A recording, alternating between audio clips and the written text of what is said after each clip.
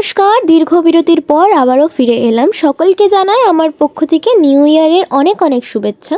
আজ 10ই জানুয়ারি শুক্রবার রাত্রি প্রায় 10:30 এই বাসটিতে করে আমরা রওনা হলাম দীঘার উদ্দেশ্যে। দীর্ঘ 7 ঘন্টার জার্নি শেষ করার পর অবশেষে আমরা পা রাখলাম দীঘার মাটিতে। তারপর ব্রেকফাস্ট করে রেডি হয়ে বেরিয়ে পড়লাম সমুদ্রের দিকে। আমাদের হোটেলটা যেখানে নেওয়া হয়েছিল সেখান থেকে সমুদ্রের দূরত্ব প্রায় 10 মিনিট। আমরা যেই সময় সমুদ্রে আছি তখনও সকাল 8:30। ঠিক এখনো ভালোভাবে কিন্তু সূর্য মামার দেখা নেই, তাই ভেবে উঠতে পারিনি যে এত পরিমাণে ভিড় হবে। যেই না সমুদ্রের কাছে এসেছি অমনি আমার ধারণাটা ভুল বলেই প্রমাণিত হলো। শুধুমাত্র আমরা যে একাই তাই না, আরো কয়েক হাজার মানুষ এসেছে এই সকালবেলা। আমি তো শুধু আমাদের কথা ভাবছি, কিন্তু ভাবুন তো একবার, যারা এই সমুদ্রের তীরে ব্যবসা করছেন তারা নিশ্চয়ই কত ভোরবেলা এসেছে। যেহেতু জীবনে প্রথমবার এটা আমার সমুদ্রে আসা, তাই ঠিক যেন নিজের দুটো চোখকে বিশ্বাস করতে পারছি না। যেই দিকেই চোখ যাচ্ছে শুধু জল আর জল, আকাশ আর সমুদ্র মিশে যেন এক অপরূপ পরিবেশের সৃষ্টি করেছে। দেখে মনে হচ্ছে যেন এত বড় পৃথিবী এখানেই শেষ। আর একটা কথা কি জানেন তো, না বললেই নয়, এখানে বাচ্চাদের নানা রকমের খেলনা আর বড়দের জন্য বিভিন্ন রকমের রাইড রয়েছে, যেমন বোটিং, প্যারাসেলিং আরো অনেক কিছু। প্যারাসেলিং করার তীব্র ইচ্ছা থাকা সত্ত্বেও দাম শুনে ইচ্ছেটাকে নিজের মধ্যে রেখে নিতে হয়েছে। যাই হোক, আবার যদি কোনোদিন আসে তাহলে নিশ্চয়ই হবে। কিছু দূর যেতেই দেখা হয় প্যারাসেলিং এর ওনারের সাথে, কিন্তু তার কাছে প্যারাসেলিং এর দাম জানতে চাওয়ায় তিনি বলেন 1800 টাকা আর একজনের বোটিং এ 100 টাকা। একটা কথা কি জানো তো, এখানে জিনিসপত্রের দাম অসম্ভব বেশি, যাই দেখছি তাই 100 টাকা। যে ঘোড়াটা দেখছেন এটার পিঠে চেপে আপনি ছবি তুলতে পারবেন, কিছুটা দূর তার পিঠে চেপে ঘুরেও আসতে পারবেন, কিন্তু তার জন্য আপনাকে দিতে হবে 100 টাকা। প্রায় 1 থেকে 1.5 ঘন্টার মতো আমরা ঢেউ নিই, তারপর ফিরে আসি হোটেলে। এখন লাঞ্চ করে রেডি হয়ে যাচ্ছি নিউ দীঘা ছাড়া যে জায়গাগুলো আছে সেগুলো দেখার জন্য। আমাদের অটোওয়ালা আমাদের নামিয়ে দেয় দীঘাতে যে নতুন জগন্নাথের মন্দির তৈরি হচ্ছে সেইখানে। কিন্তু জানেন তো আমাদের ভাগ্যটা না এতটাই খারাপ, এখন এইখানে কাজ চলছে, তাই নাকি ভেতরে প্রবেশ করা যাবে না। কি আর করা যাবে বলুন তো, কথাটা শুনেই না মনটা এক নিমেষেই খারাপ হয়ে গেল। বাবা জগন্নাথ যদি চান তাহলে নিশ্চয়ই আবার আসবো কোনো একদিন।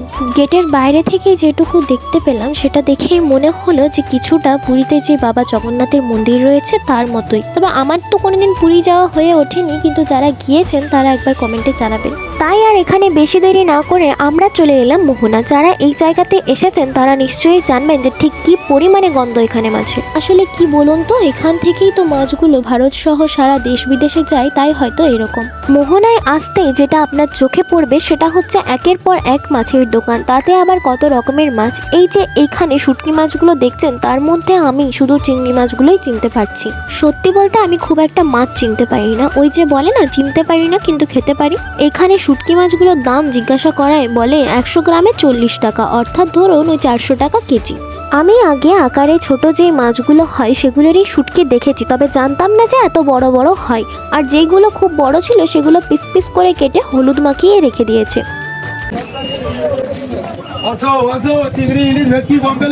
যতই না মাছের দোকানগুলোর দিকে তাকাচ্ছি ঠিক ততই যেন অবাক হয়ে যাচ্ছি।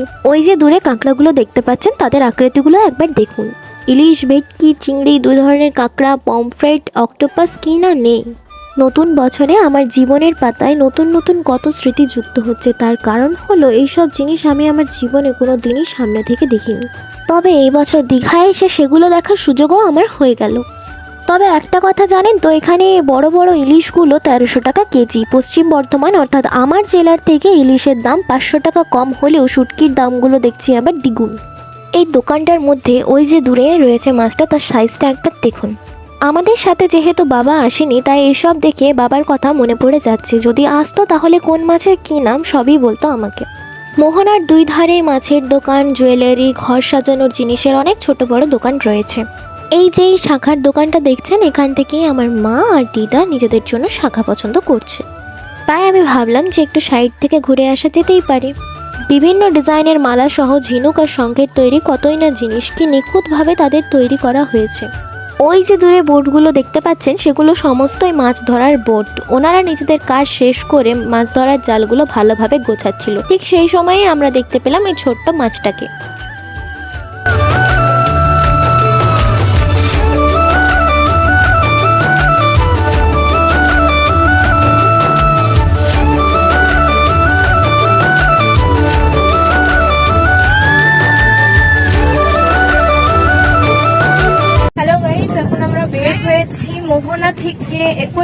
উদ্দেশ্যে। এই হচ্ছে লাস্ট স্টপেজ আমাদের, তাই অটোওয়ালা আমাদের এখানে নামিয়ে দেয়। বড় বড় করে লেখা ছিল জুলজিক্যাল সার্ভে অফ ইন্ডিয়া। গেট দিয়ে প্রবেশ করার সময় ডান দিকে নজরে পড়বে এক বিশাল কঙ্কাল। প্রথমে এটা দেখে আমি ডাইনোসরের ভাবলেও কাছে আসতেই দেখলাম বড় বড় করে লেখা রয়েছে এটা একটা 42 ফুটের ব্রাইট স্টিমের কঙ্কাল, আর নিচে নাম সহ সমস্ত ডিটেলস দেওয়া আছে। আমার মতো যারা সমুদ্রের ভেতরের জগৎকে ভালোবাসেন, যেমন বিভিন্ন রকমের মাছ, ঝিনুক, কচ্ছপ, কাঁকড়া, শামুক, তারা এখানে এলে বড়ই খুশি হবেন। এর কারণটা হচ্ছে ভেতরে কাঁচের মধ্যে বন্দি এইসব জিনিসই রাখা, যাদের আপনি সামনে থেকে দেখতে তো পারবেন কিন্তু ছুঁতে পারবেন না।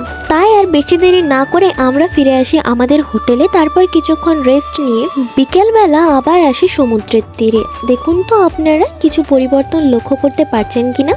এইখান থেকে 2 মিনিটের দূরত্বে রয়েছে ঢেউসাগর পার্ক। এখন আমরা চলেছি তারই দিকে। এই পার্কের টিকিটের প্রাইস রয়েছে পার হেড 20 টাকা। বাইরে থেকে দেখে মনে হবে যেন বেশি কিছু নেই এই পার্কটির মধ্যে, কিন্তু এখানে পা রাখতে দেখলাম ওই যে দূরে একটা দোকান দেখতে পাচ্ছেন, সেখানে আপনি সমস্ত রকমের জিনিসই পেয়ে যাবেন। তবে পার্কটিতে এসে একটা ভালো লাগা কি জানেন, আমার দিদা না এর আগে কোনোদিনও পার্ক দেখেছে আর নাই গিয়েছে, তাই বলা যেতেই পারে যে এটি দিদার জীবনে প্রথমবার পার্কে আসা। সাউথের একটি খুবই জনপ্রিয় মুভি হচ্ছে বাহুবলী। মুভিটির মধ্যে যে নৌকা সিনটি রয়েছে এখানেও তার মতো একটি হুবহু তৈরি করা হয়েছে। এই যে দুদিকে দুটো হাতের মতো দেখছেন, ওগুলো দেখে মনে পড়ে গেল চায়নাতেও ঠিক এমন একটা রয়েছে, তবে তার তুলনায় এটা অনেকটাই ছোট। মা, সামনে যেতে দেখলাম এটার উপরে ওঠা সিঁড়িগুলোর মুখটি বাঁধা রয়েছে বাঁশ দিয়ে। আগে হয়তো এটা চলতো, তবে এখন এটি কিন্তু বন্ধ রয়েছে।